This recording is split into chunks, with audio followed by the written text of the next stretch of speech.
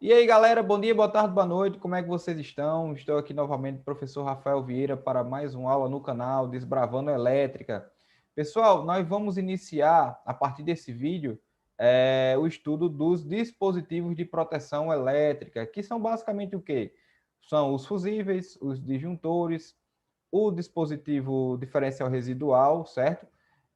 Que são classificados em disjuntores diferenciais residuais e interruptor diferencial residual, certo? E também nós vamos estudar um carinha que não é muito falado, mas que ele é muito importante nas instalações elétricas em baixa tensão, que é o DPS, certo? O DPS é o dispositivo de proteção contra surtos. Então vão ser várias aulas, certo? A respeito destes dispositivos. Nós vamos estudar o funcionamento de cada um e também a forma de dimensioná-los para um projeto de uma instalação elétrica de baixa tensão, por exemplo. Ok? Então, vamos iniciar a aula de hoje falando sobre os fusíveis. Vou aqui compartilhar a aula com vocês, tá? Aqui abrir um pouquinho a minha janela. Aqui eu deixei uma janelazinha aqui já inicial, mas vou colocar aqui na capa, tá? Então, vamos iniciar a aula de hoje. Vou aumentar aqui a tela, tá? Então, pessoal, nós vamos iniciar o estudo dos dispositivos de proteção para instalações elétricas em baixa tensão da disciplina de instalações elétricas em baixa tensão, ok? Como eu tinha falado antes, beleza? Pessoal, nós vamos iniciar a aula de hoje com algumas definições relativas à proteção da instalação elétrica em si contra sobretensões, sobrecorrentes e também contra efeitos térmicos que podem ocorrer nas instalações e também na proteção contra choques elétricos devido a contato direto ou indireto em carcaças de alguns equipamentos e também em alguns circuitos ligados à instalação elétrica em si, ok? Então, a NBR 5410, pessoal, em seu tópico número 4, mostra os princípios fundamentais que orientam a proteção da instalação elétrica e contra choques elétricos, certo? Que podem ocorrer em pessoas e em animais, por exemplo, ok? O tópico começa, pessoal, com alguns conceitos sobre a proteção contra choques, sobre correntes e sobre tensões, certo, pessoal? Aqui eu botei mostra, mas é mostra, certo? Eu marquei aqui e aqui faltou uma vírgula, ok? Me desculpem aí, foi na hora da digitação, beleza? Mas esse tópico número 4, pessoal, ele vai apresentar as diretrizes básicas, certo? Relativos à proteção contra choques, sobrecorrentes e sobretensões, beleza? Tranquilo? Pessoal, o tópico 4.1.1 da norma define a proteção contra choques elétricos, certo? E o que é que ela fala? Ela fala o seguinte: as pessoas e os animais devem ser protegidos contra choque, no caso choques, né? Choques elétricos, seja o risco associado a contato acidental com parte viva perigosa. Quando eu falo parte viva perigosa, pessoal, eu posso estar falando, por exemplo, de algum condutor energizado que possa provocar acidentes e possa provocar choques em animais e em pessoas, certo? Seja a falhas que possam colocar uma massa, pessoal, acidentalmente sobre tensão. Então, quando eu falo em massa, eu estou falando basicamente da carcaça de algum equipamento, certo? Essa carcaça, por algum motivo, por alguma violação, por exemplo, da sua isolação elétrica, pode ficar sobre tensão, certo? E quando alguma pessoa ou algum animal, como diz a norma, entrar em contato com essa carcaça, se ela estiver sob tensão, pode provocar também acidentes, no caso, os choques elétricos, ok? Tranquilo? Então, esse tópico 4.1.1 fala basicamente de que pessoas e animais devem ser protegidos contra choques elétricos em partes vivas, certo? E também em massas que podem acidentalmente estar sob tensões, ok? Beleza? Pessoal, a proteção das instalações também devem ser realizadas contra efeitos térmicos, certo? Que podem ocorrer na instalação. de acordo com o tópico 4.1.2. Então, pessoal, esse tópico fala o seguinte, ó, a instalação elétrica deve ser concebida e construída de maneira a excluir qualquer risco de incêndio de materiais inflamáveis, certo? Isso aqui se aplica bastante, por exemplo, a postos de gasolina, né, que tem bastante material inflamável, né? Devido a temperaturas elevadas, ok, que podem ocorrer na instalação, devido a sobrecargas, curto-circuitos e também descargas atmosféricas, por exemplo, ou arcos elétricos, como o rompimento de condutores, certo? O rompimento de condutores pode provocar arcos elétricos, ok, pessoal? Tranquilo? Então, além disso, em serviço normal, não deve haver risco de queimaduras, ok? Para as pessoas e os animais, certo? Então, este tópico, pessoal, fala na proteção da instalação elétrica contra estes efeitos térmicos que podem ocorrer em sua estrutura. Beleza? Tranquilo? Tanto devido a temperaturas elevadas por curto-circuitos, sobrecargas e descargas atmosféricas também, como arcos elétricos que podem ocorrer na instalação. Beleza? Tranquilo? Pessoal, a NBR 5410 ainda prevê a proteção contra sobrecorrentes e sobretensões com os tópicos 4.1.3 e 4.1.5, respectivamente, certo? Então, pessoal, no tópico 4.1.3 diz o seguinte: as pessoas, os animais e os bens devem ser protegidos, tá, contra efeitos negativos de temperaturas ou solicitações eletromecânicas excessivas de sobrecorrentes, certo, pessoal? Então, quando a gente fala em efeitos negativos de temperatura nas instalações, nós falamos de curtos circuitos, por exemplo, tá? E sobrecargas, ok? Os curtos-circuitos, pessoal, são caminhos preferenciais da corrente de baixíssimas resistências. E aí a corrente elétrica ela tende a se elevar em valores muito maiores do que a corrente nominal do circuito ou do equipamento, certo? Já as sobrecargas são solicitações elétricas muito excessivas em termos de potência, certo? Acima da potência nominal do meu circuito ou da minha instalação, beleza? Isso daí, pessoal, devido ao efeito Joule, né, ao excesso de corrente circulante pelos circuitos elétricos, podem provocar aumentos excessivos de temperatura. E quando fala em solicitações eletromecânicas excessivas, nós estamos basicamente falando sobre as partidas de motores, por exemplo, certo? Partidas de motores, tá? Os motores, pessoal, para saírem da inércia, para deixarem a inércia, eles necessitam de uma corrente elétrica que a gente chama de corrente de partida. E essa corrente de partida, dependendo do circuito elétrico escolhido para essa partida desse motor, essa corrente pode chegar de 6 a 10 vezes a corrente nominal deste motor. Então, estas solicitações eletromecânicas, no caso, essas partidas elétricas em excesso, também devem ser extinguidos se isso for danoso às instalações, ok? Então, só continuando aqui, ó.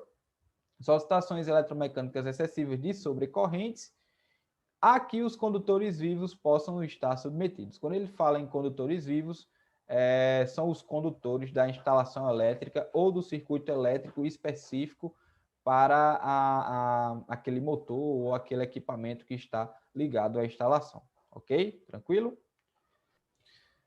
Pessoal, já o tópico 4.1.5, que trata da proteção contra sobretensões, fala o seguinte, ó. As pessoas, animais e os bens devem ser protegidos contra as consequências prejudiciais de ocorrências que podem resultar ou que possam resultar em sobretensões, certo? Quais exemplos são esses que podem resultar em sobretensões? Que a norma fala, ó, como faltas em partes vivas de circuitos sob diferentes tensões, certo? Então, ele fala, por exemplo, no toque ou no contato de partes vivas com tensões diferentes, e aí pode provocar o aumento excessivo da tensão, ok? Tranquilo? Fenômenos atmosféricos, ok? Que são os conhecidos raios, certo? Beleza? Basicamente são os raios, ou o que a gente chama na literatura e também na parte técnica de descargas atmosféricas, certo? E manobras. E essas manobras aqui, pessoal, nada mais é do que o ligamento e o acionamento de circuitos quando estes estão energizados. E aí podem provocar arcos elétricos, certo? Que podem provocar sobretensões, mesmo que de forma momentânea, certo? Tranquilo? Beleza? Que dispositivos de manobra são esses? Chaves seccionadoras, por exemplo, isso, por exemplo, em alta tensão, né? Chaves seccionadoras. Em baixa tensão, nós temos os disjuntores, tá? Os disjuntores são dispositivos de manobra, por exemplo. Os disjuntores diferenciais residuais também são dispositivos de manobra, ok? Beleza? Então, o tópico 4.1.5 vai nos dar a noção de que devemos proteger animais, pessoas e os bens contra sobretensões, ou seja, contra tensões excessivas nas instalações, ok? Tranquilo? Então, galera, dentre os dispositivos mais comuns para a proteção contra sobrecorrente, então nós vamos começar a estudar os dispositivos utilizados para a proteção contra sobrecorrentes. Destacam-se a utilização de fusíveis, certo? Que é o objeto de estudo desse vídeo, e os disjuntores, ok? Tranquilo? Estes dispositivos, pessoal, devem responder rapidamente a situações de sobrecargas, certo? Como eu expliquei, que são solicitações excessivas de potência à instalação elétrica, certo? E também de curtos-circuitos na instalação, ok? Beleza? A proteção é realizada com o seccionamento do circuito elétrico por meio de uma resposta térmica, certo? Isso aqui é basicamente o que o fusível faz, certo? É uma resposta térmica à ocorrência de sobrecorrentes e também de curtos-circuitos, ou uma resposta eletromagnética, certo? Que é uma resposta basicamente utilizada em disjuntores e também dispositivos residuais, diferenciais residuais. Ok? Beleza? Tranquilo? Pessoal, agora nós vamos efetivamente começar a estudar dispositivo por dispositivo de proteção, certo?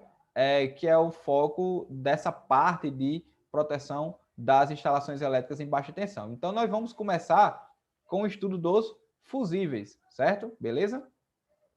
Então, pessoal, de acordo com Cotrim, em 2009, que é um autor de um livro sobre instalações elétricas, certo? Os fusíveis constituem a proteção mais tradicional dos circuitos, certo?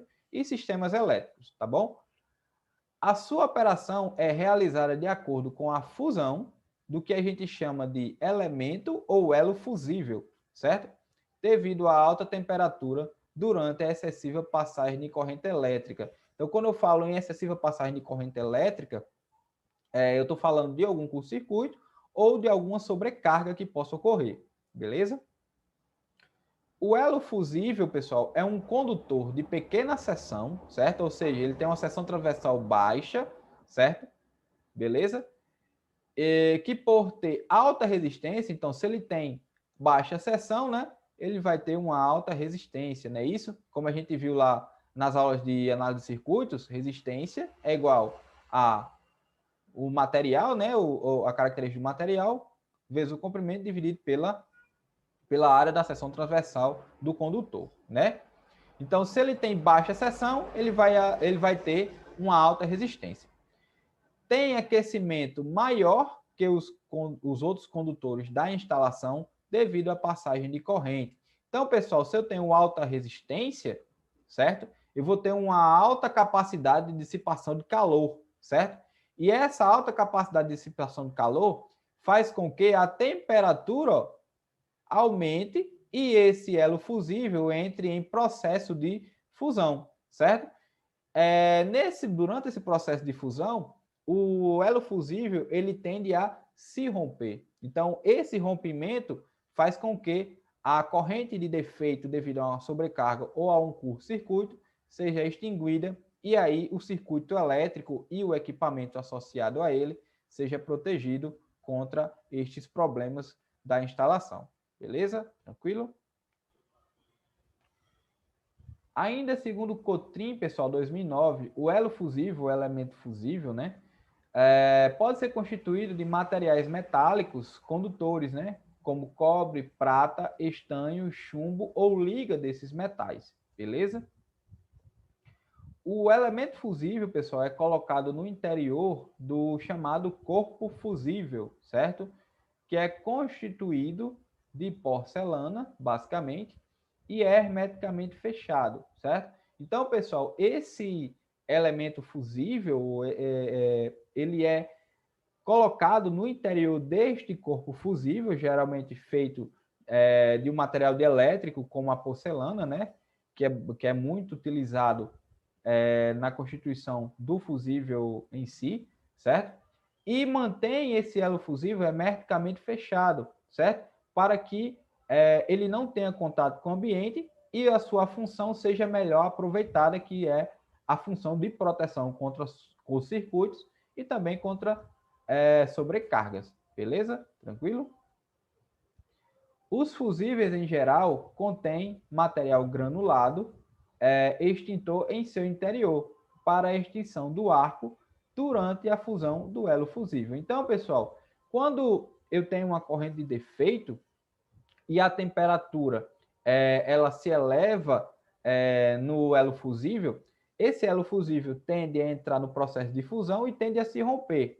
Então, como eu tinha, mesmo que momentaneamente, a circulação de uma corrente elétrica e esse elo fusível estava conectado sobre uma tensão ligado à rede, né, uma tensão da rede elétrica, quando ocorre o rompimento desse elo fusível, os pedaços que estão ligados tanto à rede elétrica quanto ao circuito elétrico associado pode provocar o aparecimento de um arco elétrico, beleza? Que pode, mesmo que momentaneamente, provocar uma sobretensão, beleza? Então, esse material granulado, ele é um material de alta resistividade que vai ocupar esse espaço do arco elétrico, certo? E tem por função extinguir esse arco elétrico quando ele acontece, beleza?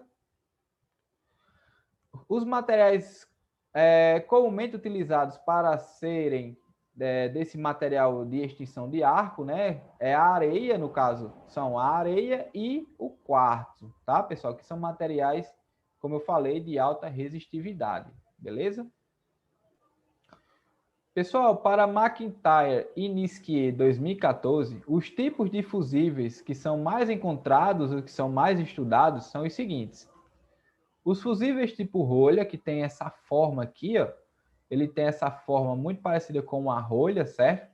Essa parte metálica é responsável pela conexão com a rede elétrica, tá? E essa parte branca aqui é o que a gente chama de corpo fusível, né? Que é constituído basicamente de uma porcelana, ok? E dentro desse corpo fusível vai se encontrar o elemento fusível e também o material extintor de ar, beleza? Fusíveis do tipo cartucho. Os fusíveis do tipo cartucho têm essa forma aqui cilíndrica, beleza? O corpo fusível deles, em alguns casos, é constituído de papelão, os fusíveis mais antigos, né? Os fusíveis tipo cartucho mais antigos. E também tem os fusíveis tipo cartucho do tipo vírola, certo? Que são aqueles fusíveis que têm um corpo fusível transparente, certo? E são encontrados basicamente em circuitos eletrônicos, na proteção de circuitos eletrônicos, tá?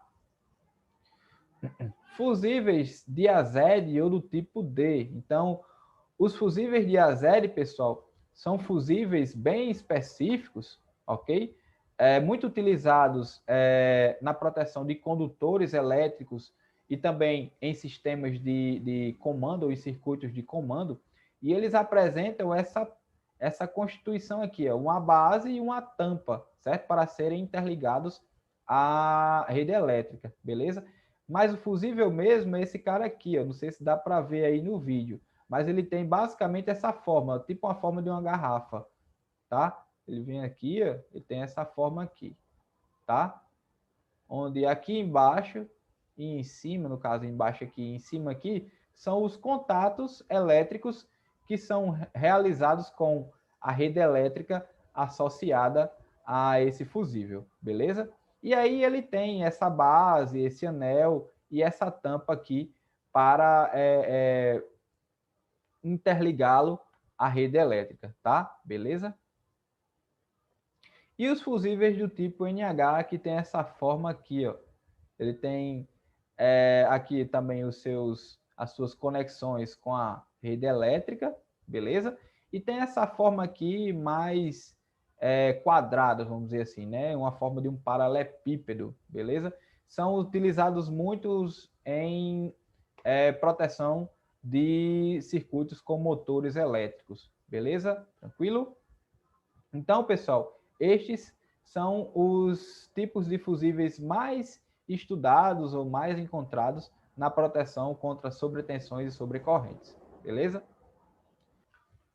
Pessoal, os fusíveis do tipo rolha devem atender às normas NBR 5113 de 1988, a NBR 5157 de 1988, a NBR 6523 também de 1988 e a NBR 6280 também de 1988, se eu não me engano. Eu esqueci de colocar aqui no slide, tá?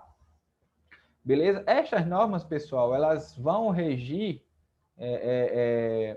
ou dar diretrizes para ensaios que devem ser realizados a esses tipos de fusíveis, as formas de conexão à rede elétrica também, beleza? A sua forma, no caso em questões de desenho, que o fusível tipo rolha deve ter como padrão, certo?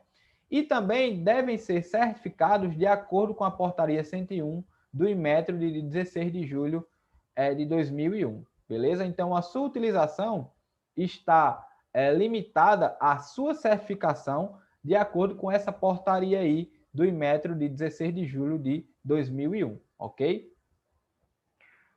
Já os tipos, no caso os fusíveis do tipo cartucho, né, devem atender às normas NBR 6254 de 88 e a NBR 6996 também de 88. E considerar que este hélio fusível é coberto pela norma IEC 602-69-1, certo? Que são normas que dão diretrizes a ensaios, a forma que os fusíveis devem ter em termos de padrão de desenho, né? Em padrão de constituição, né? E também a interligação desses fusíveis às redes elétricas, tá? Beleza? Mas esses também devem ser certificados pela mesma portaria, a portaria 101 do Inmetro de 16 de julho de 2001. Ok? Tranquilo?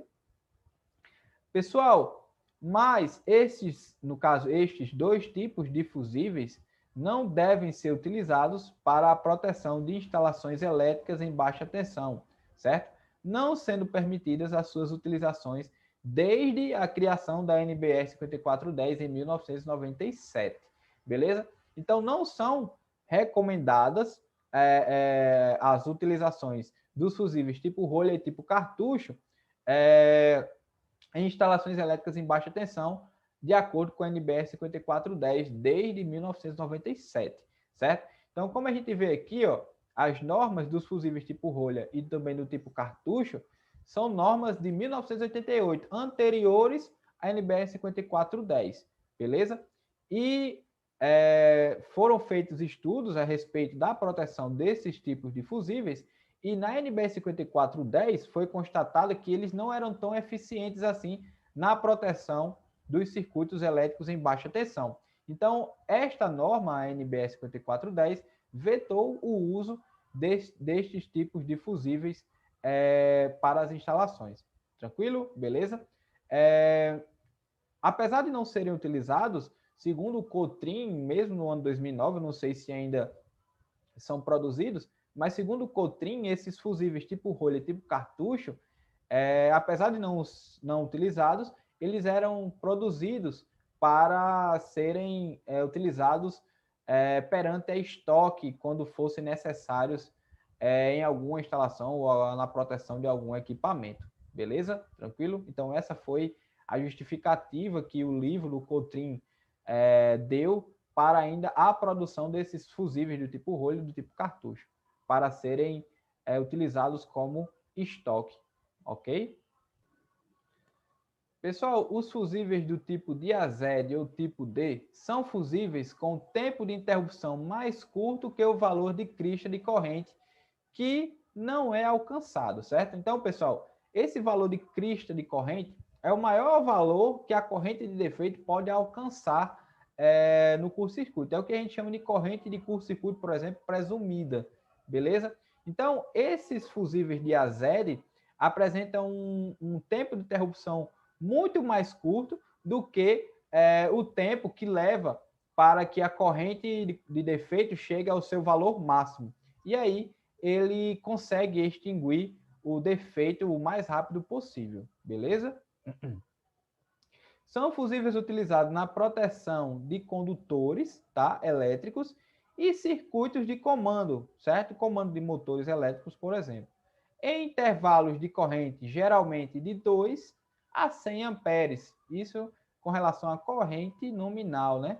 Corrente nominal do fusível, certo? Que é a corrente de trabalho que esses fusíveis são colocados, beleza? Entre 2 a 100 amperes.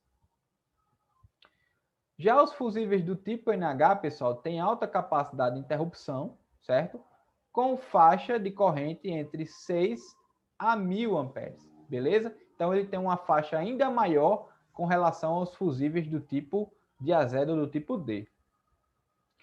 Protege a instalação contra curtos-circuitos e sobrecargas de curta duração, como em partidas de motores de indução, certo? Então, pessoal, eles são utilizados na proteção dos circuitos, certo? Na proteção da instalação, quando eu tenho curtos-circuitos também, né? E sobrecargas devido a partidas de motores, certo? Pessoal, a gente viu no tópico 4.1.3 da norma, que fala sobre as sobrecorrentes, que os circuitos devem ser protegidos contra solicitações eletromecânicas excessivas, certo? Um exemplo que eu dei foi a partida de motores que podem superar de 6 a 8 vezes, por exemplo, uma partida direta, certo? A corrente nominal do motor. Isso é normal para que retire-se o motor elétrico da inércia. Mas pode ocorrer que esse motor entre no estado que a gente chama de estado de rotor bloqueado, ou seja, a corrente de partida ela é acionada, mas o motor ele não entra em movimento. Ou seja, o seu rotor está bloqueado por algum motivo da sua estrutura, no caso da estrutura do motor, certo? Algum rolamento está prendendo o motor ou alguma peça está impedindo que o motor entre em movimento.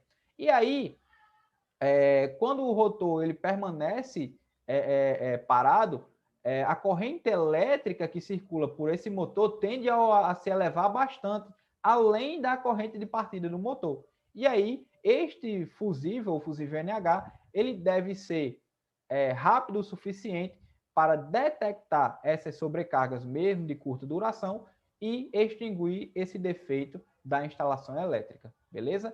Então, pessoal, os fusíveis diazed e fusíveis NH, uma característica deles são a grande faixa de corrente nominal que eles podem trabalhar. E uma especificidade de cada um é que os fusíveis tipo D ou diazed podem ser utilizados na proteção de condutores e em circuitos de comando, certo?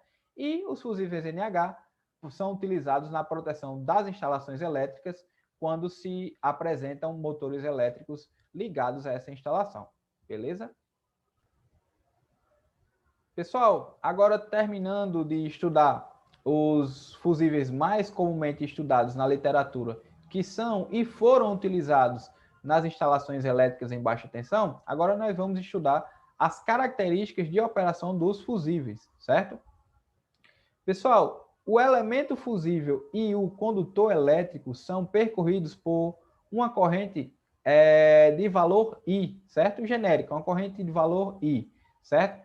Que por efeito Joule os aquece. Então, essa corrente elétrica ela é responsável pelo aquecimento tanto do condutor quanto do elo fusível, certo? Aqui do lado, pessoal, tem uma figura representativa com relação à temperatura e a passagem de corrente tanto pelo condutor quanto pelo elo fusível. Vou explicar ela no passar dos slides, ok?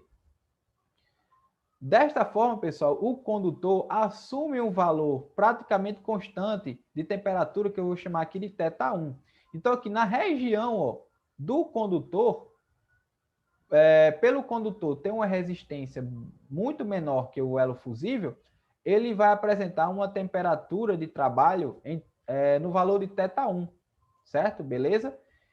E com a alta resistência do elo fusível, este sofre aquecimento para θ2. Então, na interface do condutor com o elo fusível, como o elo fusível apresenta uma alta resistência, né, e uma baixa seção transversal, essa temperatura nessa região aqui de interface do condutor com o elo sofre um aumento de temperatura até θ2, certo? Beleza? Tranquilo?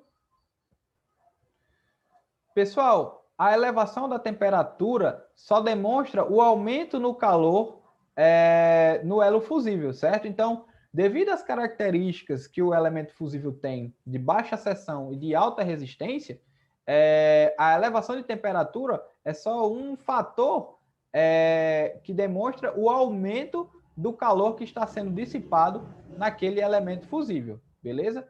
Então, eu tenho aqui novamente o gráfico, ó.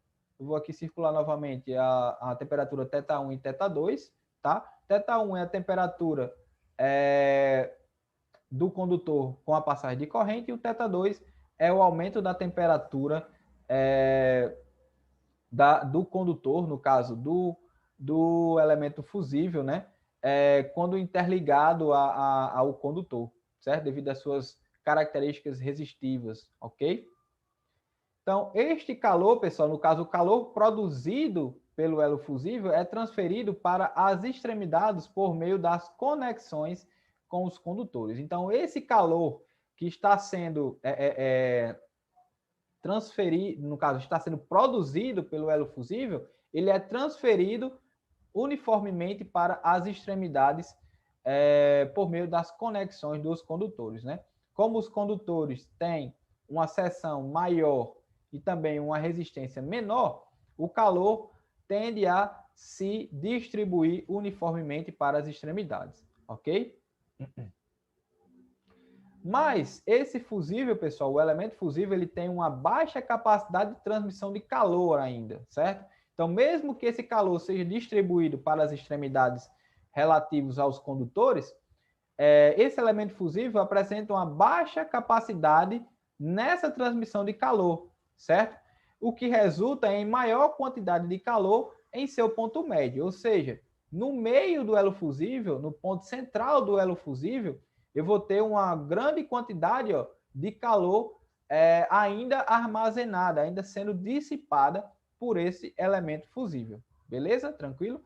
E esse aumento excessivo de calor nessa parte central, ela vai ser importante no entendimento do rompimento do elo fusível, certo? Devido à fusão. Nós vamos ver nos demais slides.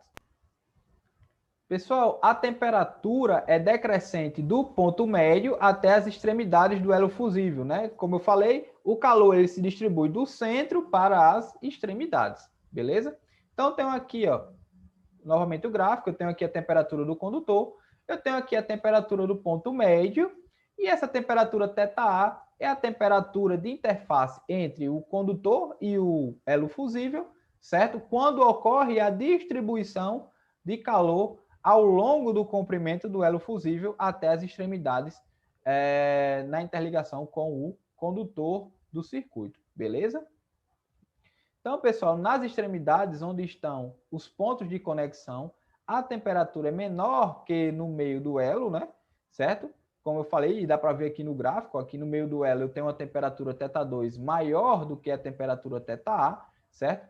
Mas ainda é maior do que a temperatura no condutor θ1, certo? Então, essa temperatura θA aqui, ela ainda é maior do que a temperatura que está lá no condutor devido à passagem de corrente, certo?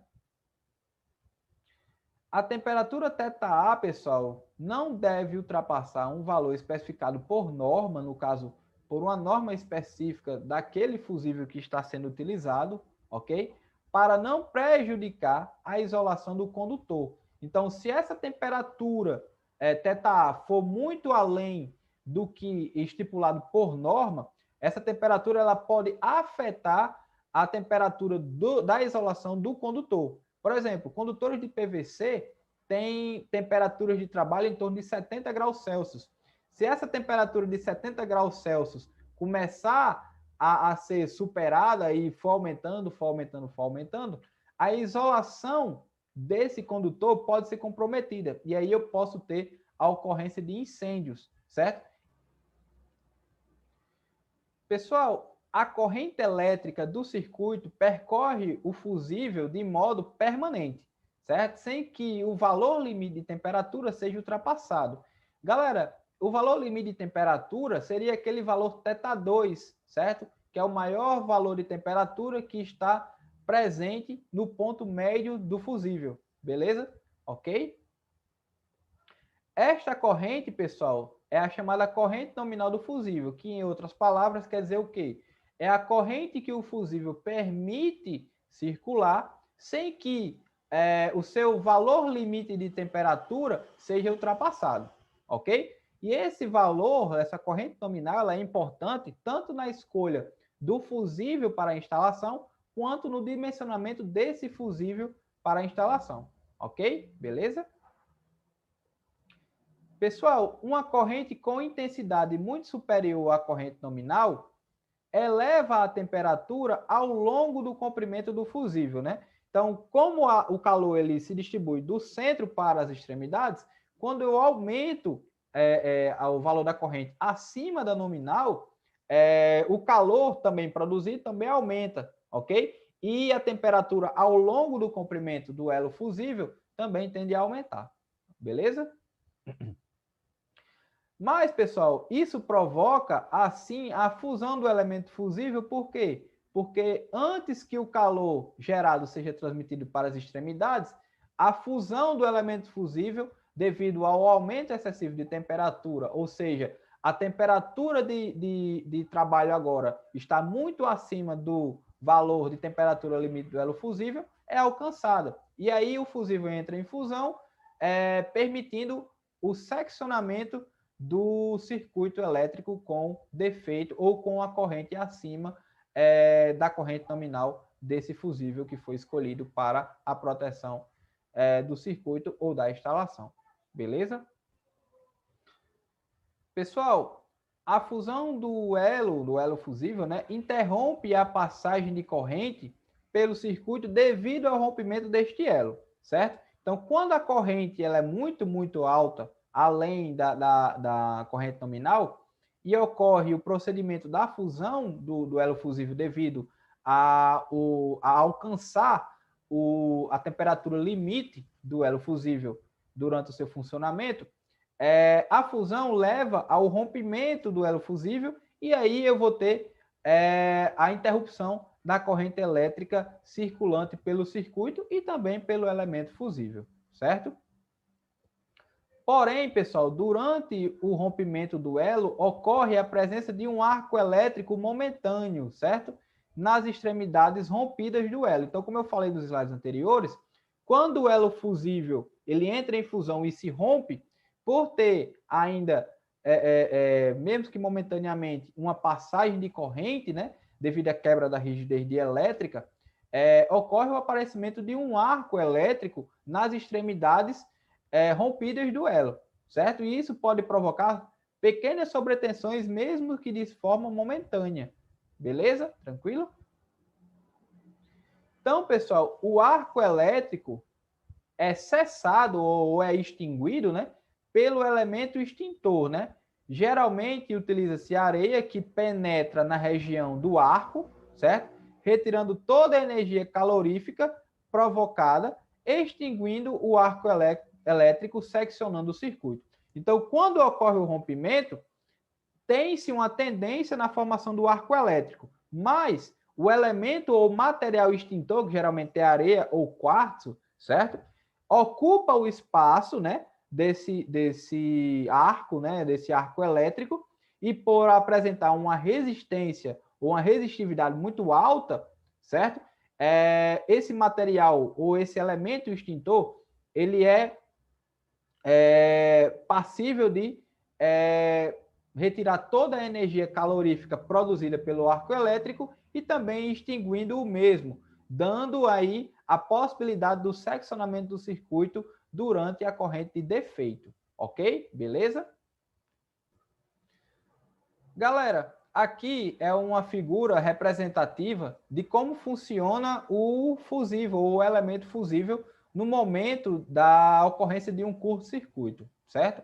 Então, o número 1 aqui representa as características do curto-circuito aqui em questão. Ó. Apresenta uma corrente de curto-circuito presumida de 4.000 amperes em valores eficazes, ou seja, valor eficaz é igual a valor de pico sobre raiz de 2, tá? E 10.000 amperes de crista, admitindo onda assimétrica. Então, a onda assimétrica, pessoal, durante o curto-circuito é a seguinte: quando ocorre o curto-circuito, em muitos casos, geralmente, a onda ela se comporta da seguinte forma: ela tem uma parcela que a gente chama de parte assimétrica, tá?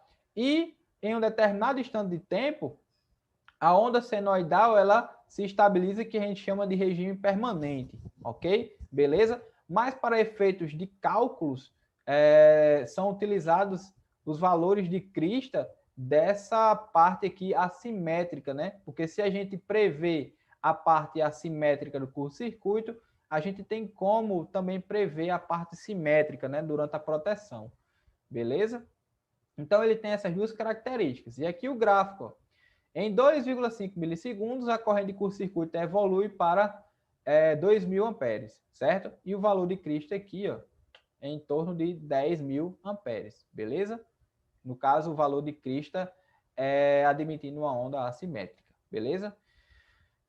O curto-circuito, pessoal, se desenvolve, vai se desenvolvendo, né? Vai ocorrendo, e o elemento fusível se aquece à temperatura da seção reduzida do elemento atinge 1083 graus Celsius, certo? Que é o ponto de fusão do cobre. Então, o estudo aqui realizado nessa situação, utiliza-se um elo fusível de cobre, ok? Que apresenta um ponto de fusão de 1083 graus Celsius. E a evolução da corrente de curto-circuito é a seguinte: 4 milissegundos de tempo, a corrente aumentou de 2.000 amperes para 3.500 amperes, beleza? Pessoal, aqui no terceiro tópico, no tópico 3, ó, o curto-circuito é limitado, né? Ou seja, o curto-circuito ele começa a ser extinguido, né? Devido à fusão do elemento fusível de cobre. Então, o elemento fusível acaba de fundir-se, né? Porque ele já atingiu a sua temperatura de fusão, certo? Ou seja, aquela temperatura limite que ele tinha para o seu funcionamento, ela foi atingida e ele entrou no processo de fusão, certo?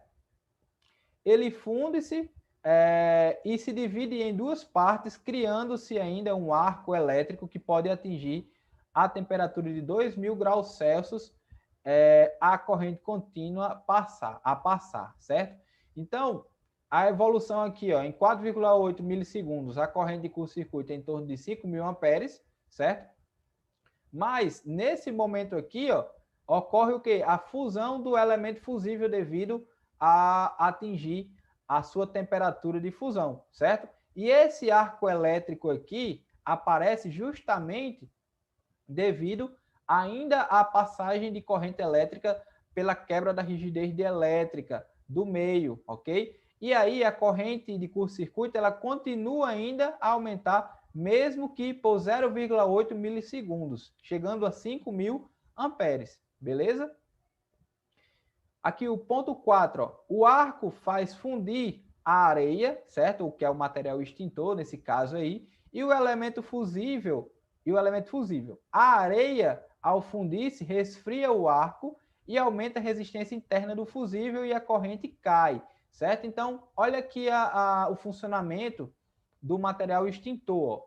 Durante a fusão, como a temperatura é muito alta, o elemento extintor, o material extintor, também entra em fusão, mas ele tem uma capacidade de reduzir a temperatura durante o procedimento do arco elétrico, certo?